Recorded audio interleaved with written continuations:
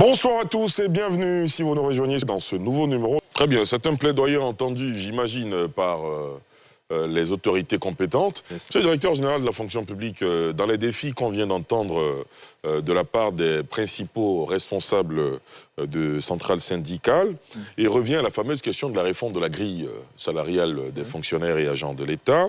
Également la question de la prime, l'épineuse question des primes. Est-ce que vous avez un début de réponse ? Oui, tout à fait. Je pense qu'on est tous acteurs, bien sûr, de tout ce qui se passe actuellement. Sur ces questions, c'est-à-dire le relèvement de l'indice référentiel de base, la redéfinition, on va dire comme ça, d'une grille salariale plus équilibrée. Je crois que c'est comme ça que c'est écrit dans le protocole portant trêve sociale. Ces questions sont effectivement des questions qui font partie du protocole, donc qui a été signé par le gouvernement et par les syndicats.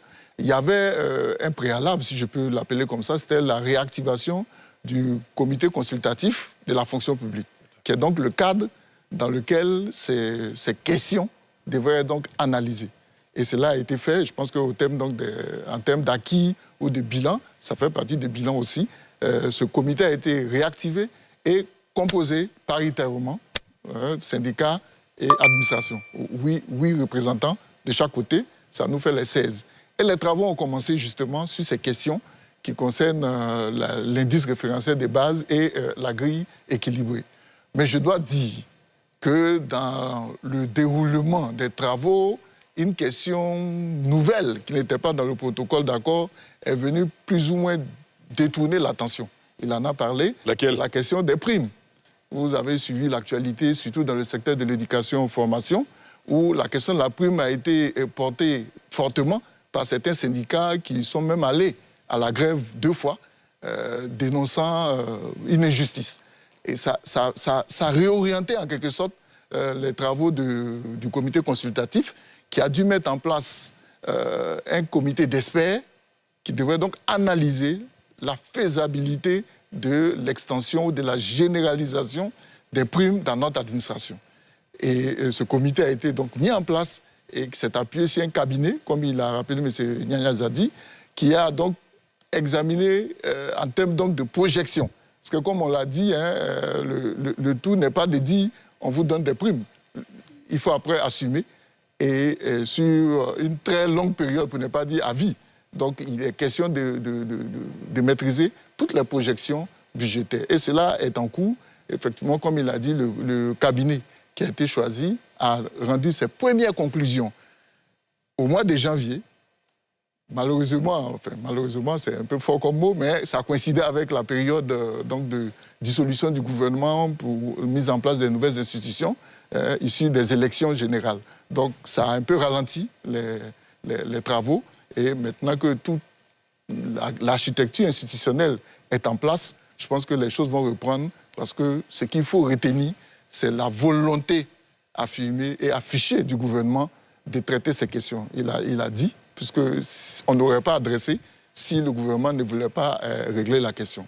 Donc, dans tous les cas de figure, la question est sur la table du gouvernement, la table donc du comité consultatif de la fonction publique, au sein duquel les syndicats sont représentés pour justement qu'il y ait cette transparence sur la question de l'indice référentiel de base, la grille salariale plus équilibrée et la question de la prime ou de la généralisation de la prime dans notre administration.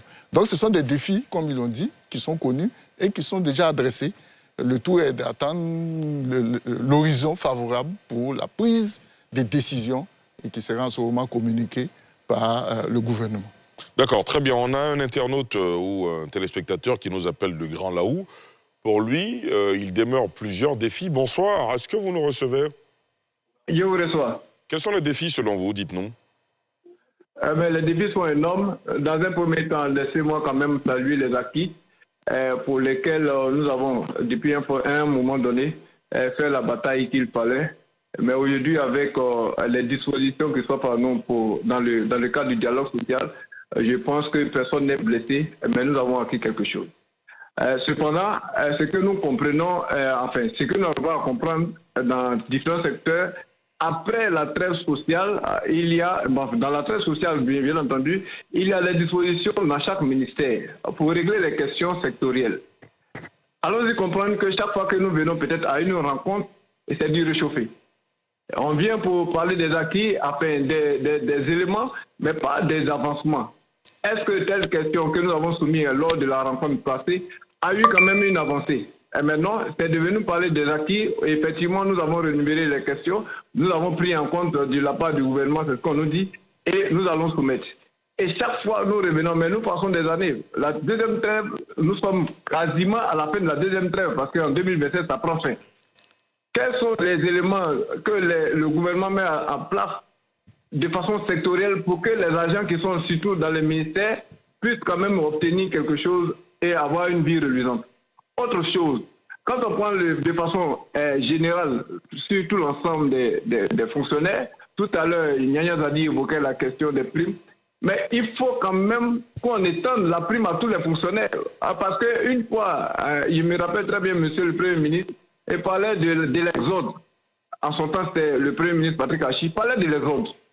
L'exode, c'était quoi? C'était qu'il y avait des ministères où il y avait de différents gains optimaux qui puissent permettre à chacun de pouvoir être, je vais dire, valorisé dans sa famille.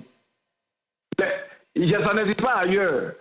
Mais qu'est-ce qu'il faut faire? Il faut étendre ces éléments-là ailleurs pour qu'on ne puisse parler d'exode.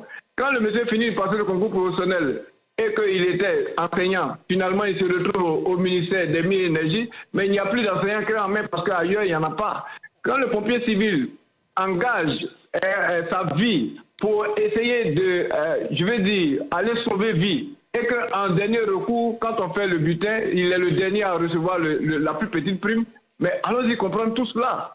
Donc si vous voulez que les choses se fassent de façon normale et que les fonctionnaires, les travailleurs soient heureux, mais c'est d'étendre des éléments-là à tous les secteurs d'activité pour que chacun puisse avoir quelque chose. Ailleurs, il y en a beaucoup. Mais pourquoi? On n'a pas dit de supprimer, mais amener-nous vers leur niveau. C'est ce que nous demandons. Mais également, comme je le disais dans de jeu, il faut traiter les questions de façon optimale dans une efficience, de sorte que les gens, ceux qui sont devant nous aujourd'hui, les adignaniens, mais bien souvent les gens les insultent pour dire que vous n'avez rien obtenu. Mais c'est justement parce que nous sommes en train d'attendre que le gouvernement nous dise quelque chose. Nous autres, peut-être on va dire, bon, on est des petits leaders, mais il faut que tout naturellement on puisse sortir d'une réunion avec un résultat très rapidement pour que nos bases puissent nous dire vous avez fait du travail. Mais on nous met dans des promesses. Vraiment, il faut regarder cela. D'accord, très bien. Merci beaucoup. Merci pour votre contribution. Merci de nous avoir appelés depuis Grand Laou. Oui, allez-y, M. Akanza. Oui, l'intervention du directeur général de la fonction publique de l'internaute m'amène à un défi. Allez-y. Un défi majeur. Allez-y. Qui est le pouvoir d'achat des Ivoiriens en général et des travailleurs de façon particulière. D'accord. Parlons des travailleurs, puisque c'est le centre. Parlons des travailleurs. Vous voyez, les primes et autres qui viennent en plus sur les salaires, c'est bien. Mais ça ne fonde pas la réalité sur le terrain. Nous allons plaider au niveau de l'Union générale des travailleurs, et je pense que les autres travailleurs vont aller dans ce sens. Il faut une revalorisation réelle au niveau des fonctionnaires, de l'indice. C'est ça qui est leur propriété, c'est leur salaire. Ce qu'on mettra là-dessus en plus par rapport aux primes, etc., ça vient en plus, c'est tant mieux. Mais le salaire en lui-même, tant qu'il n'est pas réellement révalorisé et de façon durable, mais on restera toujours à avoir des... Mais il y a une question également qui persiste. Est-ce que toutes ces revendications sont réalistes au regard des contraintes budgétaires? Ça aussi, c'est le vrai sujet. Mais le problème, c'est l'absence des acteurs que nous sommes dans les débats. Je vous donne une image. Il y a un cadre de débat qui est établi. Oui, mais non, je vous donne une image. Dites-nous. Vous voyez dans la structuration du prix du pétrole, l'État nous a mis à l'école. Hein. On a des ingénieurs, des personnalités du monde du travail qui sont aptes à discuter avec l'État et à faire des propositions dans la structuration du prix du pétrole depuis le puits jusqu'à la pompe. Mais nous sommes absents.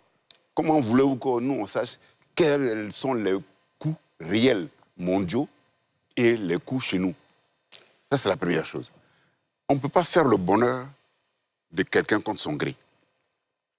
Ça, c'est une triste réalité. Alors, faites de nous, ou alors l'État n'est qu'à faire de nous des acteurs inclusifs de ces différentes discussions Et puis, en ce moment, on sait qu'est-ce qu'il y a dans la casserole. Et puis, on ne demande pas plus. D'accord, très bien. Oui, Sérôme Mamadou, allez-y. Oui, puisque tout à l'heure, je n'ai pas eu l'opportunité de me prononcer un peu sur les défis. Là, vous en avez. Mais justement, vous l'avez l'opportunité, la allez-y. question du camarade indique clairement qu'il faut élever le niveau du dialogue social.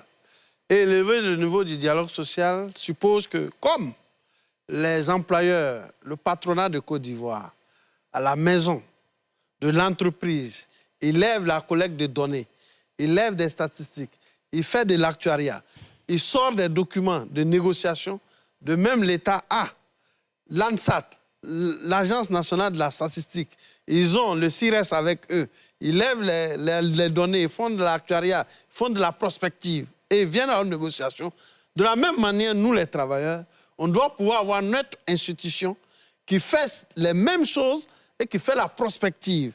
Et ça, l'État doit nous accompagner comme l'État a accompagné le patronat à la réalisation de la maison de l'entreprise pour réaliser la maison du travailleur qui va nous permettre d'aller à la table de négociation avec 3 documents scientifiques et à leur confrontation, nous allons sortir donc la proposition médiane.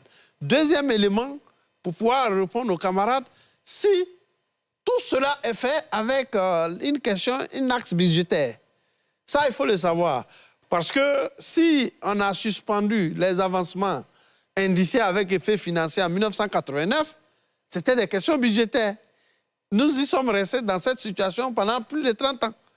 Si nous avons pu négocier, relever en 2014, que cela puisse revenir et chaque 2 ans, on a les avancements indiciés avec effet financier, il va sans dire qu'en même temps que nous négocions pour la revalorisation, vous allez voir qu'il y aura un autre impact sur la fiscalité, sur les taxes de douane, parce qu'il faudra trouver tout ça pour pouvoir équilibrer le budget et faire que la ligne aille pour le loin. Mais dans l'urgence, je dis qu'il y a au port les dockers Transit qui ont bénéficié d'un décret du président de la République le 30 janvier 2019 pour les faire passer de travailleurs journaliers permanents à des travailleurs qui auront des contrats à durée indéterminée et à la professionnalisation du métier des dockers Transit.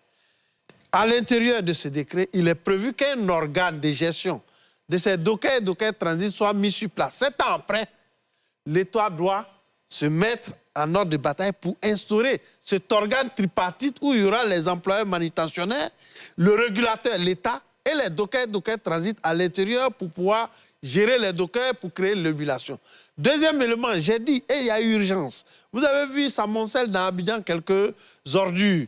Il s'agit du renouvellement des contrats des sociétés qui gèrent la salubrité. Il faut les renouveler, sinon ces milliers d'employés, ces milliers de travailleurs sont en train d'être menacés de licenciements collectifs. Il faut pouvoir réformer, puisqu'on veut que la population travaille davantage pour produire la richesse. Donc il faut qu'elle soit en bonne santé. La réforme sur la loi, sur le projet de loi de la biologie médicale, en son article 1, article 9 et 27, qui doit pouvoir permettre aux techniciens de la biologie et aux ingénieurs de la biologie de pouvoir être intégrés dans cette loi et de pouvoir créer des laboratoires de proximité dans les différentes localités pour pouvoir élever le nom. Relativement à la prime, oui, un agenda de travail a été fait par le G8. Nous l'avons soumis à l'État. Et au moment où nous apprêtions à venir ici, il a été indiqué dans la semaine, nous nous rencontrerons pour adopter donc cet agenda de travail. Mais cet agenda de travail, il a une fin. C'est ce qu'on doit aussi dire à l'État et à nos camarades. La fin, c'est le 8 août 2027. Tout sera connu. Et nous voulons le rassurer. Ce que nous négocions actuellement, il s'agit de ce que tous les fonctionnaires et agents de l'État de Côte d'Ivoire aient une prime. Et cette prime sera étudiée de telle sorte qu'il y ait l'équité.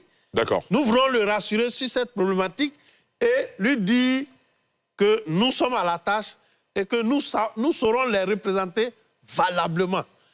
J'ai vu un petit doute à son niveau, mais qu'il ne doute pas. Notre mission, c'est ça. Mais nous avons constaté, après cette étude, que le dialogue social nous permet d'obtenir plus rapidement et sans écueil. Et c'est ce qui fait que nous choisissons cette voie de façon consciente et de façon libre pour pouvoir engranger ces victoires. Très bien. Et enfin, dire que nous voulons effectivement des résultats durables. Et c'est ce qui va faire qu'on est obligé d'élever nous-mêmes notre niveau de vie, au niveau pas de vie, notre niveau de conscience au niveau du dialogue social, donc de la formation pour nous-mêmes, les leaders, pour nos membres de base, pour les travailleurs, mais aussi pour l'administration, pour le gouvernement, ces démembrements, il faut qu'ils soient formés. De la même manière, les employeurs doivent former leurs différents DG et responsables des ressources humaines pour que le dialogue social devienne un outil. D'accord. Parce qu'il a soulevé quelque chose d'important. Laissez-moi achever dessus. Ah ben ça fait un moment que vous avez la parole. Je vous donne 30 secondes. 30 sur secondes. le comité sectoriel de dialogue social.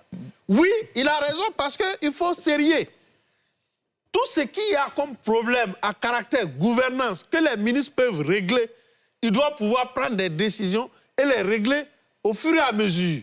Et enfin, tout ce qui est à une problématique financière suffisamment lourde, c'est elle qui remonte pour qu'effectivement le G8 et le gouvernement nous l'adressions. On vous a bien Donc, entendu. il faut avancer sur ces questions aussi dans les différents ministères, départements de Côte d'Ivoire. Merci. C'est la fin de cette édition sur Africa News 24/7. Excellente soirée à tous et à bientôt.